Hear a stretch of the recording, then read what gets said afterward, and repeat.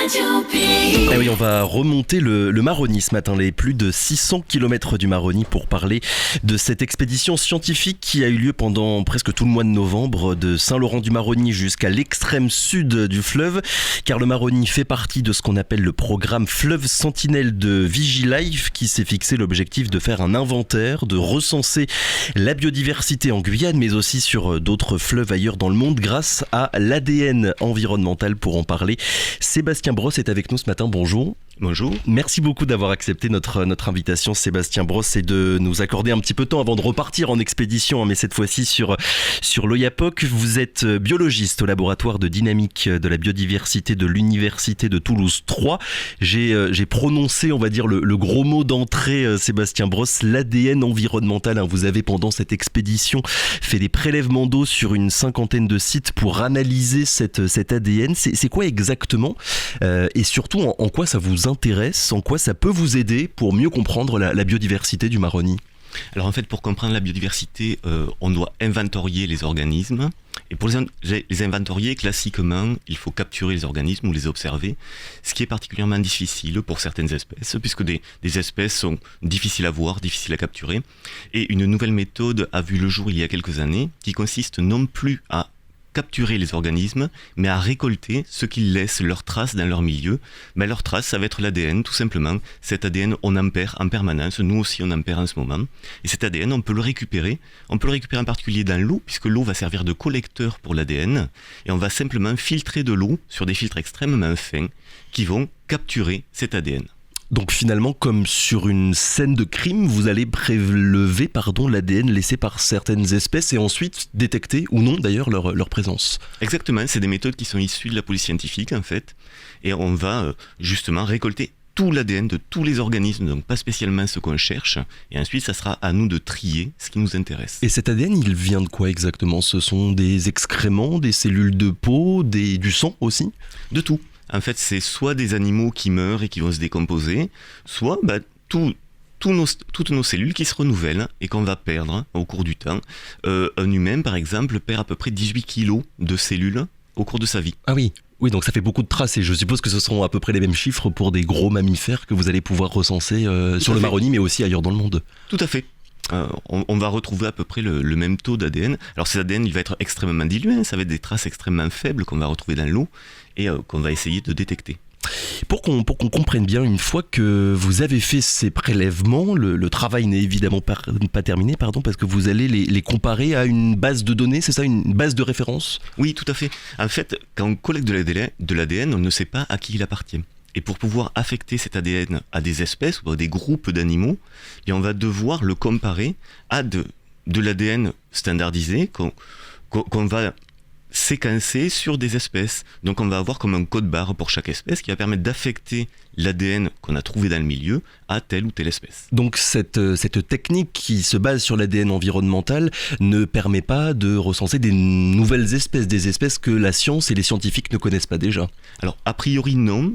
Mais par contre, on va parfois détecter des séquences d'ADN proches d'autres espèces et qui ne correspondent pas aux espèces attendues. Donc on pourra identifier des espèces qui n'étaient pas connues dans le milieu ou potentiellement nouvelles avec cette technique.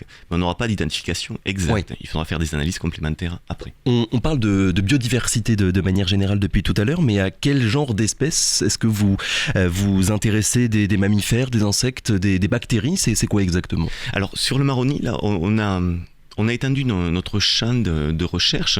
Au départ, on cherchait uniquement les poissons et les mammifères. Oui, parce que ce qu'il faut dire, c'est qu'il y a eu une première expédition il y a 4 ans, c'est ça, en 2017, oui, qui faisait à peu près la même chose. Oui, tout à fait. Et alors pour les mammifères et les poissons, ça fonctionne très bien puisqu'on a des bases de référence quasiment complètes, donc on peut identifier quasiment toute la faune. Et on a étendu cette approche aux moules d'eau douce, donc aux mollusques d'eau douce, mais aussi à l'ensemble du vivant au travers de la recherche des micro-organismes et de l'ensemble des macro-organismes. Mais dans ce cas-là, on n'aura pas d'identification des espèces elles-mêmes, on aura une identification des grands groupes. Mais ça donnera une image sur le panel complet de biodiversité du Maroni. Je suis tombé, Sébastien Brosse, sur cette phrase que vous avez écrite, l'ADN environnemental contenu dans moins de 100 litres d'eau. Là, vous parliez du Rhône, permet de détecter autant d'espèces de poissons qu'en 10 années d'inventaire par pêche électrique. C'est un gain de temps qui est énorme pour les scientifiques sur le terrain.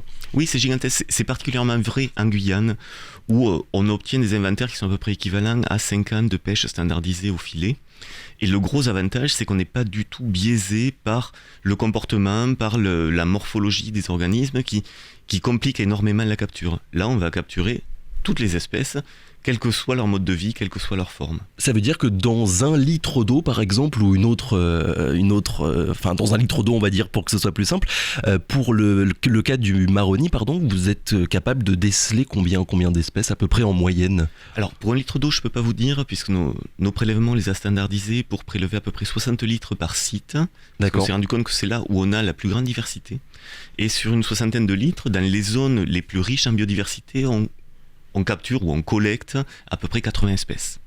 En temps de préservation, on va dire, combien de temps cet ADN environnemental il reste dans l'eau? Est-ce que c'est possible de remonter le temps en quelque sorte, ou bien l'eau, elle ne garde ces traces-là que sur une durée qui est assez courte? Alors on pourrait éventuellement remonter le temps, mais à ce moment-là, il faudrait travailler sur des sédiments. D'accord. Où l'ADN serait piégé et conservé. Dans l'eau, c'est de l'ADN très récent. On a fait des études justement qui viennent de paraître sur cette durabilité de l'ADN, et elle est extrêmement courte dans l'eau. On se rend compte que ça correspond en gros à ce qu'on va avoir comme faune sur quelques centaines de mètres en amont du site de prélèvement. Donc ça correspond exactement à ce qu'on a lorsqu'on pose des filets ou lorsqu'on fait de la plongée. Donc en fait, c'est une photographie qui est en temps réel en quelque sorte. Tout à fait. Ouais. Une photographie locale et en temps réel de la biodiversité. Et en temps réel. Pour parler uniquement sur le cas du maroni, de cette expédition que vous avez faite en novembre dernier, c'est quoi le bilan? Est-ce que vous avez déjà eu le temps d'analyser tous ces litres, ces dizaines de litres d'eau que vous avez pris sur le maroni? Alors non. L'analyse prend du temps, puisque après la collecte des échantillons, on doit séquencer l'ADN, on doit ensuite trier tout cet ADN, puisqu'on va avoir des millions de séquences d'ADN. Donc il va falloir affecter cet ADN aux espèces connues. Et ensuite, il y a tout un travail statistique, d'analyse de données. Donc on peut espérer avoir les premiers résultats d'ici la fin de l'année. C'est ça le plus long, le plus compliqué finalement, d'analyser tous les prélèvements que vous avez faits sur place? Ah oui, exactement. Oui. La collecte est extrêmement rapide. En 1 heure, on va collecter un site. Et après, la phase d'analyse en laboratoire, puis laboratoire sur analyse de paillasse, de moléculaire, en puis laboratoire, l'analyse statistique, va prendre pas mal de temps. Ouais. Alors vous avez fait une cinquantaine, c'est ça, une grosse cinquantaine de prélèvements sur tout le Maroni. Comment est-ce que vous avez sélectionné, on va dire, certains sites plus que d'autres? Alors l'idée était d'avoir un inventaire sur tout le linéaire du Maroni, c'est-à-dire de l'estuaire jusqu'à quasiment la source, et on a placé nos sites pour qu'ils représentent des changements de biodiversité. Chaque fois qu'on avait un affluent qui confluait avec le Maroni, chaque fois qu'on avait des activités humaines importantes, c'est-à-dire les centres urbains par exemple, on a échantillonné en amont et en aval. De manière à avoir ce panel de biodiversité, cette évolution de biodiversité le long du fleuve. Alors vous nous avez expliqué qu'un des avantages de cette technique à base d'ADN environnemental, c'était de pouvoir déceler des espèces qui habituellement sont difficilement observables par les scientifiques. Lesquelles par exemple, quelles espèces sont d'habitude compliquées à voir et qui le sont un petit peu moins, on va dire, grâce à cette technique-là? Alors il y a une espèce qui est compliquée à voir, pourtant elle est très grande, c'est le lamentin. Le lamentin qui vit dans les estuaires guyanais, qu'on ne voit qu'extrêmement rarement, et on se rend compte qu'en ADN environnemental, on le détecte quasi systématiquement. De la même manière, on détecte très bien des espèces peu fréquentes ou très cryptiques, y compris des espèces terrestres. Je pense au grand félin, qu'on détecte pas mal du tout. Le Maroni, Sébastien Brosse, est-ce que c'est une zone géographique déjà bien connue, on va dire, des scientifiques? Je ne sais pas si c'est un chiffre qui est toujours d'actualité parce qu'il date de 2015, mais à l'époque on disait que 80% de la biodiversité guyanaise restait encore à découvrir. On est à peu près sur les mêmes proportions sur le Maroni, sur la biodiversité du Maroni. Alors le Maroni est bien connu dans le sens où il a été étudié de longue date, mais les 80% de biodiversité inconnue, ça représente toute la biodiversité, c'est-à-dire que ça inclut les micro-organismes qui sont extrêmement mal connus. Si on parle de grandes faunes, c'est-à-dire de vertébrés, de poissons, de mammifères, là on les connaît relativement bien, voire même très bien. Il est rare de découvrir une nouvelle espèce de mammifère, tout au moins de grands mammifères. Pour les poissons, par contre, on en détecte, ou on en identifie tous les ans des nouvelles espèces. Beaucoup en grande quantité? Non, quelques espèces par an. Oui. Mais ça a été le cas lors de notre mission sur le Maroni, où on a 2-3 espèces qu'on a capturées à l'épuisette qui potentiellement sont de nouvelles espèces. D'ailleurs, qu'est-ce qui explique, Sébastien Brosse, que le Maroni soit si riche en termes de biodiversité ? Alors le Maroni est extrêmement riche, en termes de poissons, ça représente à peu près 260 espèces sur les 400 espèces de Guyane. Et donc on trouve dans le Maroni la moitié des espèces de poissons qui sont présentes partout sur le territoire. Oui, alors non seulement celles qui sont présentes partout, mais aussi une centaine d'espèces qui ne sont présentes que sur le Maroni. D'accord. Et cette richesse du Maroni, elle est due au fait que le Maroni, ça a constitué une zone refuge lors de la dernière glaciation, où les espèces se sont réfugiées dans ce fleuve, alors que les autres fleuves avaient tendance à s'assécher.